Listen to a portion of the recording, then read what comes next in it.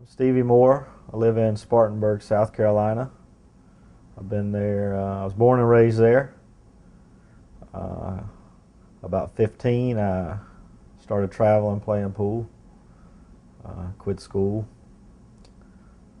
Thought I was going to become rich and famous from making $200 a night whenever I was 13. So I guess that's where it started at.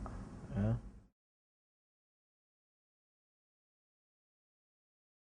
I guess growing up, I had two older sisters and an older brother, and my mother. She raised all of us on her own.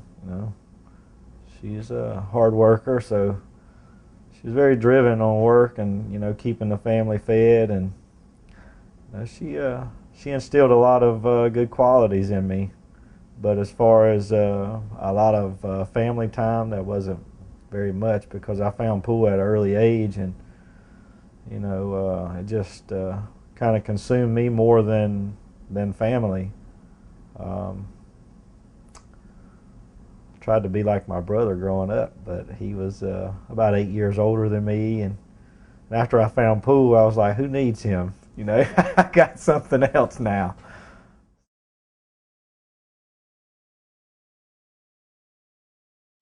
He was always cool. He was in the he was always the guy that all the kids around wanted to be around, and he had a lot of friends, and so he was a pretty cool cat. I looked up to him a lot, and he tortured me a lot. Shot me with a BB gun and threw weights on me and threw me in a. We used to go swimming at this place, me and some friends and him, and I would always wear my life jacket, and I would swim good with it. And then all of a sudden he took it off one day. He says, "You're going to jump in." I said, "No, no, no." He's like, "Yeah, you going to?" And he took it off and threw me in. I had to swim like 3 strokes, and I was touching the bottom. I was like panicking. But yeah, he used to torture me pretty good, but he was all right. He was a good person, and we're starting to get a lot closer now that we're a little older, and trying to. He moved away probably 10, 12 years ago, and I was gone my whole life from hustling pool.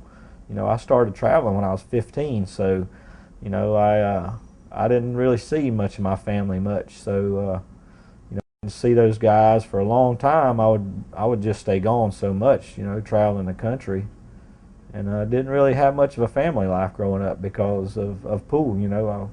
I was always in different towns and hustling and trying to make some money, and trying to improve my pool game and become number one in the world.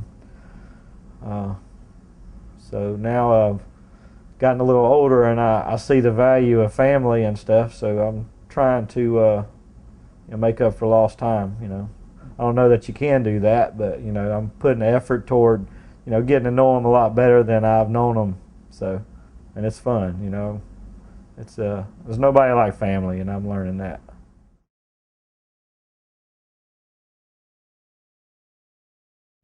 36. I'll be 37 October 17th.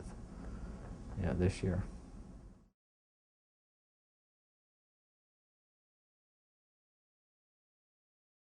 I actually played a little pool whenever I was like 7, 8 years old. My mother used to take me to a dance hall where she would go on the weekends, and they had a live band and a few pool tables, and um, I really didn't get into it then, but I did gamble then for like dollar a game at like 8 years old, and after that I didn't really get to play much pool because we stopped going there, and I just started riding bikes and playing basketball with kids around the neighborhood, and just kid things whenever you're that young, and then around 11 years old we moved to another house probably about 5 miles from where I was living, and right beside my house was a game room that had a bar table in it. Had two actually, and that's where it started, man. I was 11, uh, and from then there were a few guys around that played pool pretty good. They could control the cue ball, and they beat everybody around, and I just watched them play, and it really just started consuming me so much then. I was gambling at 11, 12, and then I started going to different bars and playing small weekly tournaments and gambling for more money. And by the time I was 12, 13, I was beating most of the bar players. I was making 100 here, 200 here, 300 there, and that carried on for a few years. And by the time I was 15, I was beating everybody in the town, and really nobody would play me, so I'd have to go 20, 30 minutes away, and really not many people would play me then. So I figured, what, it's time to take it further. So I quit school and started traveling. First place I went to Winston-Salem, North Carolina, with a guy I met in a bar there in Spartanburg. He came down because they, heard about the bar, and there was bar action there, and he brought a guy down, I can't remember his name, to play me, and I ended up beating the guy. And they was like, well, why don't you come, well, the guy was like, why don't you come up with me, and I'll take you around some places around Winston-Salem, Greensboro. I said, hell yeah, let's do it. So, and I told my mom, and she was like, well, you can't do that. You got to go to school, because you can't quit school till you're 16. I was like, well, hell with that. I said, I'm just going to leave. I said, I'm going to run away. I'm not going to finish school. I want to play pool, and that's final. That's my decision, and you can't stop me. I'm 15, and I'm going to, I thought I was king of the world. At 15, you can't, I'm making money. I'm making more money than you. Is what I thought. Well, I didn't say that, but that's what I was thinking. I was like, I can't stay here and not make any money. I knew I had a talent, because I was beating everybody in the town. I knew something was up. So I traveled with this guy, and I got up there, and we went to maybe a couple of pool rooms in like a week, and he was more into partying and stuff. And I was like, man, I don't really want to hang out with this guy. So one day we went to Greensboro, North Carolina, and I met a guy named Brad Motko, and he lived in a motorhome outside of a pool room there called Baker's Game Room, and that's where Earl Strickland played every day. And I'd heard that, and I talked to Brad, and I told him the story with this guy. I was like, look, man, I said, I can't make any money with this guy. I want to play pool, and all he wants to do is party. I was 15, I didn't drink, I didn't do anything but play. I wanted to play pool, that was my passion, and that's what I loved. And he was like, well, I tell you what, he says, why don't you just go get your things and just stay here with me at the motorhome? He says, every couple of days I go to my friend's house and shower and everything. And I was like, well, hell yeah. Plus he was a hell of a player. And I said, well, hell, I'm going to be able to learn from him. And I knew he and Earl were tight, so I was like, I'm going to get to meet Earl Strickland, was my idol. And I was like, man, this is awesome. I'm like, this is a dream come true right here. So now I'm here, and I stayed with him a few days and finally met Earl. And, Earl I was shy, and I still am at times, I didn't really say much, I just listened to those guys talk, and, they were bullshitting and hanging out, and then, he seen me play a few times, Earl did, and seen me in there gambling, and I guess after a week or two, he finally took to me, he seen that I didn't, all I wanted to do was play pool. And one day I was in the motorhome asleep, and he and Brad were talking. He says, hey kid, you ready to go practice some? And from then on, man, like every day we played for 6-8 hours for almost 3-4 months. So my game went from, I jumped 2 balls easy. Whenever I left town, I was playing this guy, Red Willis, Fountain Inn Red, which was a local guy from around Simpsonville and stuff. And he was giving me the 7, and it was tough for me to win. 6 months later, I came back. I said, I don't want the 7. I said, I want to play you some even. Because he had heard I'd been up there playing, and he says, oh, I ain't playing you. You got to give me the last 2. Matter of fact, I didn't play him even. I gave him the last 2. When I left, I was getting the 7. When I came back, I said, you got the last. He says, well, you got to give me the last 2. I said, you got the last 2. Get your ass up here. I robbed his ass. Boy, I felt so good. I was like, yes. But I could have came back, and I could have beat other people, but I didn't want to beat anybody else. I wanted to beat the best around.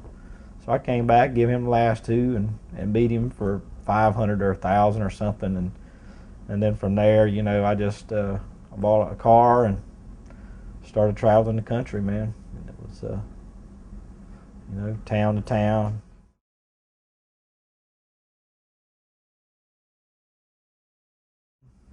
I like it and I don't like it. I like it because I'm going to places that a lot of people will never go. But most times I'm alone and you don't know anyone, and it's it's lonely, because you don't want to get out there and get around some people or a town or area you don't know and something happen. I just started.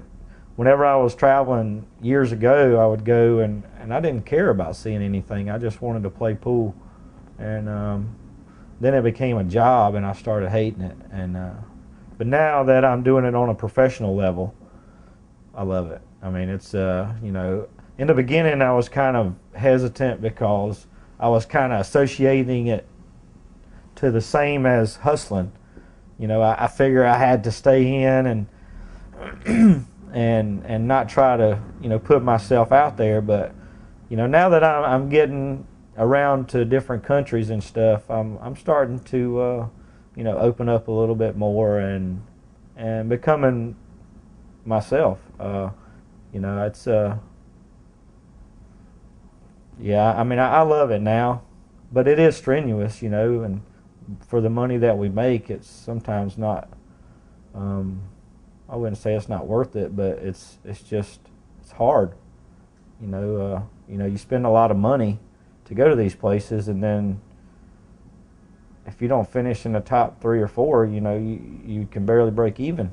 I mean, you almost barely break even when you do finish in 3 or 4. You got to win it to make any kind of money.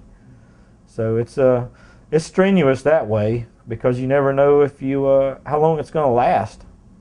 I'm playing some of the best pool in my life right now, and I'm ranked like 20th in the United States or something like that. I was like 9th a couple of weeks ago, but it's hard. You don't know what's going to happen, so you have to think about that in the back of your mind. And I have been fortunate the last 3 years to have some investors that's helped me get out here and try to achieve my goals.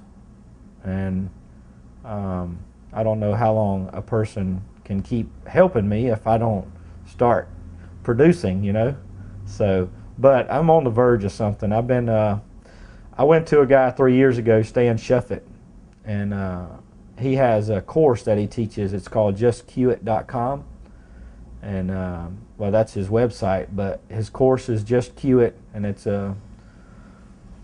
But long story short, I met him. I seen how his son acted. His son has won junior championships the last 5 years. I mean, he's a champion. He's going to be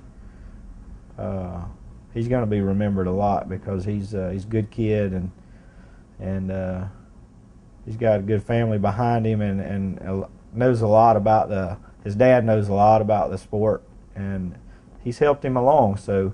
But I seen how his kid acted and Landon acted, and real good manners, and I seen how they were at tournaments, and I'd heard of them years ago, and I went up to him. I was like, "Look," I said, "maybe you know who I am, maybe you don't," but I introduced myself, and he, "Oh, I know you," and so we knew each other, but we'd never met. And I told him my situation. I said, "Look, I just moved to Atlanta a year or so ago, and I got a lot of people wanting lessons, and I really don't know how to teach." I said, "And I know you teach. I've heard that you give a course, and I'd like to come and take your course to try and learn how I can relate this stuff to other people, because I really don't know what I'm talking about. I can do it, but I don't know how to relay it to someone else." And he says, "Well, I'll tell you what," he says, "if you come to my house and take my course and spend a week with me," he says, "it's a 2-day course, but if you spend 6-7 days and we go real slow and we take our time and he says, I'll teach you how to teach." And he says, I also guarantee that I'll improve your game by 10%. And at that time, I was like, 10%? I mean, that sounds like nothing.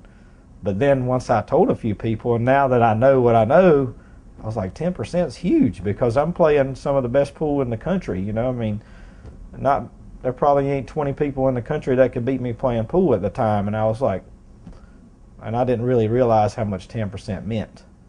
But now I'm like, wow, and for sure he's done it. You know, and plus he's gave me a better outlook on the game.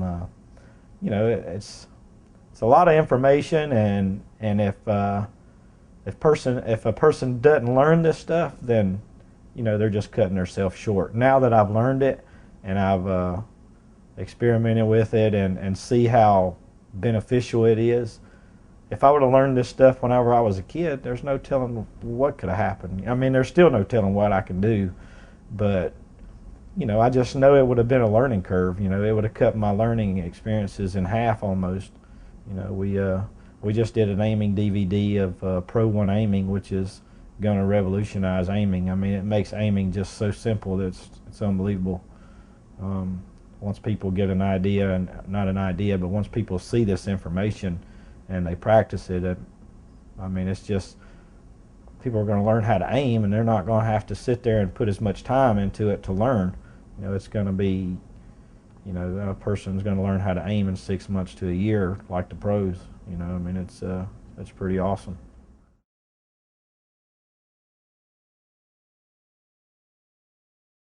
I had a lot of people come to me wanting to learn, and I gave a few lessons, and I didn't really know what I was doing because I'd always learned how to play just by watching and playing. Like I said, I never watched a video or read a book.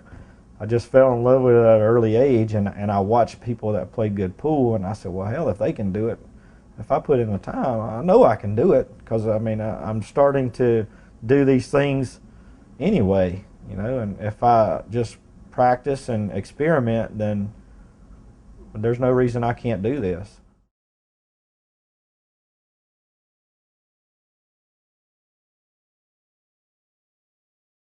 Yeah, pretty much tournaments. I gambled. You know, the gambling's fine if you have somebody that you both know, and you know, handicapping is, I'm done with that. You know, I gave up a lot of spots growing up because I had to try and make money. But for the way I look at it now, I mean, I put way too much time and effort into this sport and this game to give a person a handicap to have a chance to beat me. You know, I mean, there's no sense in me having to give a guy a spot because, I mean, if I was still hustling, then yeah, I'd have to, but I'm not. You know, I want to be a champion from tournaments. You know, I don't want to be known as a road player. I'd like to, you know, win world championships and U.S. Opens and, you know, other championships across the world. And, you know, gambling, I think, is really good for a person's game for sure. But when you start handicapping, you know, it's just giving a person a chance to beat you that it's not on your level. You know, so why put them on that level when you don't have to? You know, if you want to beat me, you enter my tournament, the tournament I'm in, or you come and challenge me. You know, I mean, I'm not gonna give up spots anymore. And gambling just doesn't really mean that much to me anymore. You know, it was a means of income before, but I'm looking for something on a higher level. You know, I want to be a professional, and you know, not saying that professionals can't gamble, but you know, hustling, giving up weight, that doesn't mean anything to me. You know, I can't. You know, it doesn't mean anything if I beat somebody giving them a spot. You know, what is that? I mean, I might make a little money, but I'm just going to go spend it. But you can't take a trophy from me. You can't take a title from me. You know, so that means a lot more in the long run.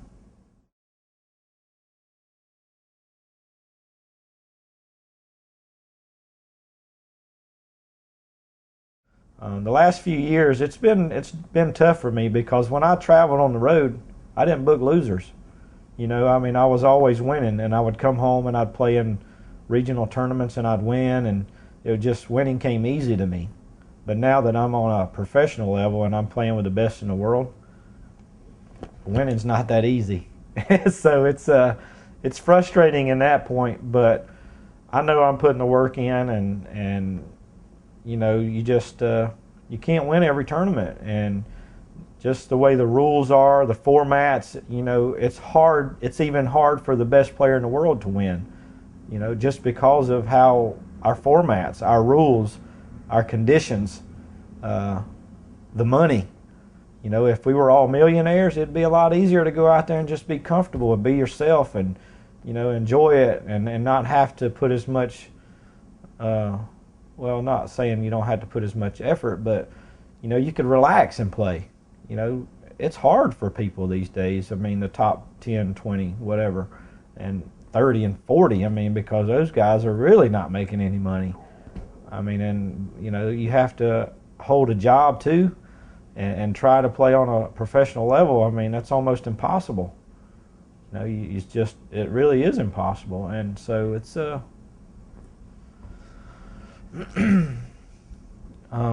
you know, until things like that change for the sport, you know, you're gonna see a lot of different winners, you know, and you're not gonna know who's the best in the world unless those things change.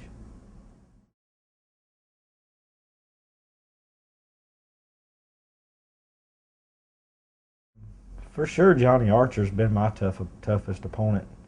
You know, he's so consistent, and you know, just looking up to him my whole life. Um, you know, and he's playing great pool. So, um, plus he's my buddy too. he just he just gets comfortable on me and just has no fear. So he's probably my toughest opponent as today. You know, so but I'm coming. I'm coming to get him.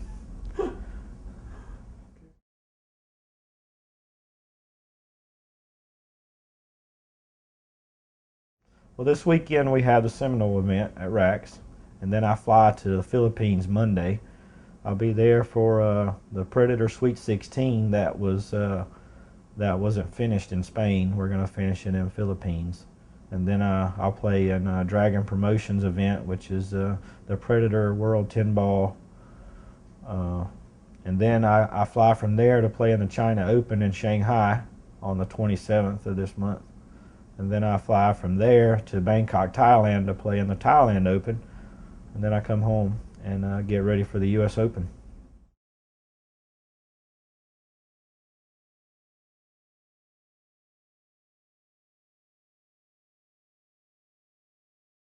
Um, no, it kind of started in my early 20s. But I think it's a result of whenever I was like 7, 8 years old, I was bitten by a Saint Bernard and he kind of clamped down, maybe hit some nerves or something. And growing up, I always held the cue so tight, you know, and I mean, I would death grip that thing, man, and I think just from holding it so tight, trying to concentrate and be so still, because you know how much precision it takes to play the sport. You know, I mean, it's a very precise sport, and I would bear down so hard that I just think, you know, just the adrenaline in my body just maybe broke my nerves down or something. I don't know, but you know, it's just I had it diagnosed, and it's like a benign tremor. I think it's what it's called. Thanks, Sam. Uh, but Nick Varner has it. Dick Lane, a few of the players have it. And I guess it's just a breakdown of your nerves in that particular part of your body. But I've always had a little bit of the shakes whenever my mom, she's always been, I think it's just a lot of nervous energy too. You know, and like I said, whenever I get around a lot of people, I get a little anxious. So whenever I play pool, I put so much focus into it, I think it gets my adrenaline pumping so much that too gets me a little anxious too.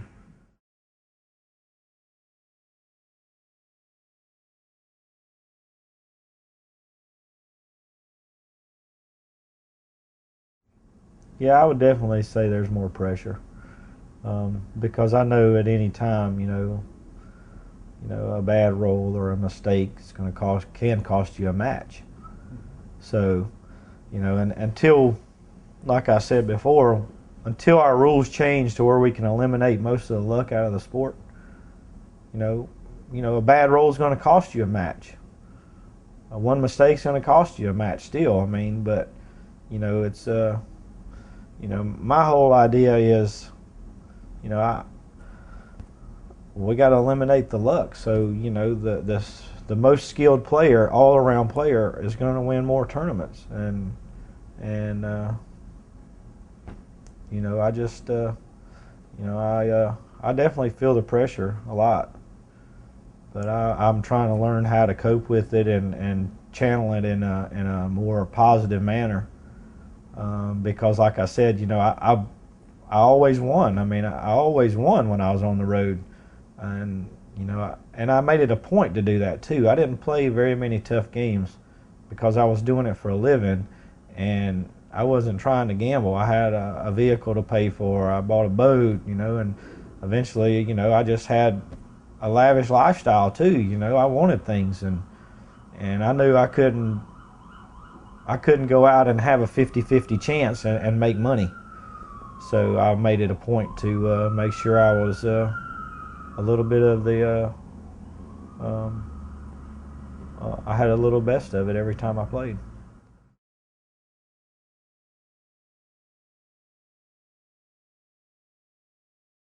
None that I know of. If you want to know, just ask me. That's all.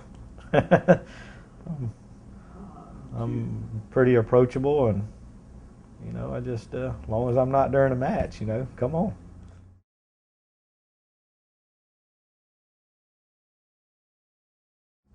Yes, I do. Yeah. I've been to all over the country and a few places all over the world, and I I like the trees, I like the mountains, and I'm pretty content where I am. And I just bought a home like 2 years ago, or buying a house, and 15 minutes from the lake to where I can go fishing. I like to bass fish, and I like to do any kind of fishing, but I have a bass boat, so I'm pretty content where I am. Plus my family's there, and it's given me a chance to get to know them a lot better, because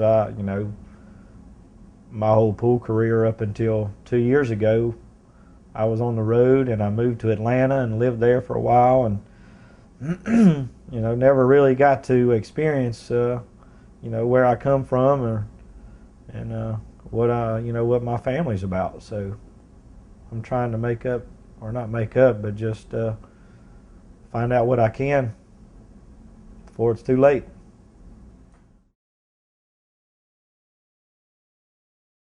I'd like to thank my investors, Layer 3 Communications, Mr. Q's, Rack and Roll, Sarnia. I had a few other investors that aren't with me anymore, but I appreciate their help. And just acquired a new one, Kelly Hamrick, thank you. Witch Ball, which is a new pool game that's awesome. It's you can check it out at playwitchball.com. And Jack Justice has helped me. Let's see. Steve Lomax helped me. Chris Nitty. Thank all you guys. So, thank you.